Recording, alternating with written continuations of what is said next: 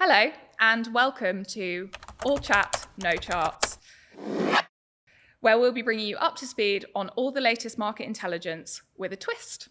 No graphs, no charts. We're doing things the old-fashioned way, getting together, having a natter, and leaving you more informed and less frazzled. I'm Emma Willett. I'm Marc Palmer. Today, we're going to be chatting a little bit about Chinese brands. We've been keeping a really close eye on these at Auto Trader. New entrant brands are a huge topic, but particularly Chinese brands. They have fundamentally shifted the makeup of the new car market over recent years, growing rapidly, gaining significant share really. But now we're seeing a new phase because that new car growth is now impacting the used car market. And it's not really something that retailers can afford to ignore anymore. Definitely not. We've seen massive growth in the new car market, and very, very quickly, those cars are coming through into the used, as you just said. And I think it's worth thinking about how quickly that new car progress has been made. So what we're saying here is now they're taking 1 in 10 of all new cars sold, which is really, we've never seen anything like it. It is unprecedented growth. 23% of all new plug-in hybrid registrations are through a Chinese brand, and 16% of new electric vehicles registered through a Chinese brand. So they're driving loads more volume, 1 in 10, but they're also driving uptake of new fuel types. So, a real change and really, really quick. Yeah, and registrations and share have more than doubled in the last 12 months. The new car market actually remained pretty flat overall. So basically all that growth is coming from those new brands at the cost of the traditional brands that have successfully, been very successful in the past. There wouldn't have been an increase in the new car market in 2025 without the new entrant brands. That's basically it. New car market growth has come through these new brands. MG and BYD saw over 80,000 and 50,000 registrations each in 2025. And it's really interesting because the speed, it's not so much the volume, because we've seen brands grow with that sort of volume before. The Korean brands have done it before, for example, about 10 years ago. But these brands have done it in 1 year, 2 years. Brands like BYD and Omoda Jaku achieving almost 2.5% market share after a year or two have been in market, which is really, really unusual. Yeah, and obviously because of that really fast acceleration in new, it obviously means that they're quite quickly filtering into being big players in the used car market and really shaping that landscape in a very different way. And we're seeing that now impacting, nearly new and 1 to 3 year old used, aren't we? Yeah, definitely. Of course, a new car is registered, and within a year, it's kind of can filter through into the used market. So that 1 in 10 figure we just talked about in the new market, that's exactly the same in the 0 to 1. So under 1 year old cars, 1 in 10 of them are Chinese brands. And when we look at the 1 to 3 sector, so they start to build into there, supply has grown by 18%. Now, share is only at 6%, but they've only been in market for a couple of years. So the speed of that new car thing, we have to think, right, how's that going to affect used car supply at the younger end in the next year or 2 years? Yeah, fundamentally, it used to be that supply was the constraining factor, right? But now there is a genuine choice for retailers to choose whether they want to stock Chinese brands or not. And obviously that volume is really concentrated in younger used right now, but it will filter through, won't it? It will. And in a meeting I've had with retailers just recently, around the room, they all talked about the difficulty in sourcing and in finding supply. And a debate amongst them was, well, if I can't find the cars I used to find, which ones do I find? And one of them asked a question, I haven't stocked any Chinese branded vehicles. What are they like? And some of the other retailers they talked about the success of those, what they were like, that they were able to turn them quite quickly. There was then a discussion around, well, what fuel types are they? And there's some interesting stats, really. I talked a moment ago about the growth in the volume of under 1 year old stock that is Chinese brands. 19% of electric cars under a year old are Chinese branded. And what we're really finding is that they're moving through the market pretty quickly. Similar story for plug-in hybrids. 15% of cars under 1 year old are Chinese branded. So, if you're looking for cars to fill spaces, then Chinese brands cars definitely an option you should be considering. Yeah, and I guess it's interesting that plug-in hybrid is where they're doing really well, because we're seeing generally plug-in hybrids really appealing to consumers. You know, they offer some of the benefits of electric in terms of lower running costs, tax advantages, but maybe appealing in terms of a bridge before going fully electric for consumers. Yeah, there's evidence of that. You've got certain demographic types that are a little bit more worried about or a little bit more reticent to move electric. Plug-in hybrid's a great option for them. I think the thing is the product that a couple of brands have brought into the market are absolutely brilliant. The price position is really strong. The features are excellent. The quality is really, really good.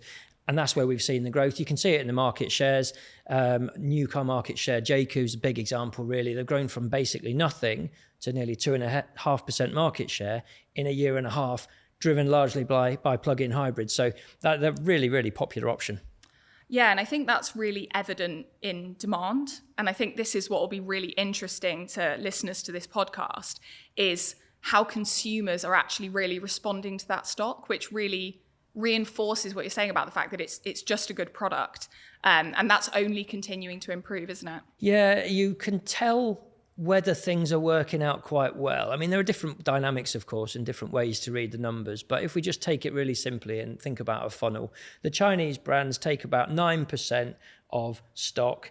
They're taking about 10% of ad views, 13% of inquiries. So the further you get through the funnel, the stronger the bond gets to these vehicles. Imagine it, you know, people come onto the platform. There are these cars that appear in their listings. They're interesting. They're a good proposition. They're good looking. They're well reviewed. Okay, I'll have a look. I'll see what it's like. Okay, the features are great. This could work for me. Inquiry then starts to follow. They convert really, really strongly, and that's probably a core message for people to understand. Yeah, absolutely. I mean, the quality of the product speaks for itself, doesn't it? I think what's interesting is maybe it feels a little bit risky to retailers still. Obviously, these brands, they're less known. They've cut through very quickly. But actually, it's a really great stock diversification opportunity, isn't it? Because these buyers, they're not just browsing. They're actually really engaged with the product, and it's really converting. Like you say, they're just becoming mainstream, aren't they? Yeah, very, very quickly. That's the thing that's probably taken many people by surprise, is how quickly that's growing. We did a piece of research a couple of years ago, and we kind of went, right, are you aware of Chinese brands? Loads of people weren't aware of most of the brands. You know, it was all very, very new. And we used the stat quite a lot. If you go back to 2019, there were 45 brands selling cars in the UK. This year, there'll be over 75. Most of those are new Chinese entrants. So it's not surprising that awareness was quite low, just because the speed of change is really unusual. What we found in that research actually was that younger buyers, much more open, didn't have, baggage around perceptions and things like that. They were really open to kind of innovation, future tech, stuff like that. So that's where a lot of the interest is coming from. And it's just how quickly it's happened. I think that's the thing that is most sort of surprising. So yeah, for people who are selling these cars, if you're selling these cars or if you're looking for stock, then it is definitely, there's a market for them. Demand is definitely increasing. And as there are more and more cars on the road, and you see more and more of these cars, there's nothing like it really for a brand. That's a really good kind of demonstration of progress. And that then means that more people will start to consider. More of them you see on the road, the more people will consider. And that's what we're starting to see in the numbers. Yeah, absolutely. And obviously with the conflict in the Middle East, it's a really interesting time for them to be cutting through, because we're seeing electric vehicle demand go up. We're obviously seeing that in the news. And if they're able to cut through at a moment where electric is going through the roof, and they're obviously producing brilliant electric products, it could be a real opportunity for them to just accelerate even further. Yeah, we talked before, when we look back after 2022, we started to see that when petrol prices increased, and petrol prices were nearly £1.90 a litre, by the way, back in 2022. It's mad, isn't it, to think of it now? But they're starting to increase now, and we saw a big increase in electric consideration back in 2022. If you fast forward now to 2026, we're starting to see petrol prices go up. We've got much more choice of vehicles in the new market, but also in the used market. A lot of that is electric. And we're starting to see an increase in electric car consideration as a result of that. So I'm not surprised that as petrol prices increase, that electric goes up. But what we are going to see, I think, is increased consideration, more inquiries for what is a brilliant value product proposition. Yeah, absolutely. And we've spoken about it, but potentially consumers reacting more strongly because it's been so recent that there was a big fuel shortage, a big fuel price spike. So yeah, potentially just driving it even further. It's interesting. Well, we talked about it the other day, didn't we? It's interesting that before 2022, the possibility that you would struggle to fill your car with petrol was never a thing. Petrol prices went up. There are big queues at petrol stations in 2022. The recent memory says to people right now, if petrol prices go up and there are shortages, and we hear about those in other countries. I've seen like measures being taken in places like Germany and Slovakia and Austria, where people are kind of being almost limited on the petrol they can buy. We hear that news in the UK. We remember 2022 and we start to think, right, I'm worried about whether or not I'll be able to fill my car up with petrol, let alone how much it's going to cost me. There is an alternative. It's not a bad time now maybe to be thinking about switching to electric. What does the market look like? And then that's when you start to see Chinese branded cars with a really good value proposition and really good product. Yeah, huge opportunity for retailers there, really to get ahead of that trend, given that electric probably is only going to go up from here. That's about all we've got time for today. So thank you so much for stopping by for a chat. We hope you found these insights easier to grapple with when they're out of sight. And we'll see you next time.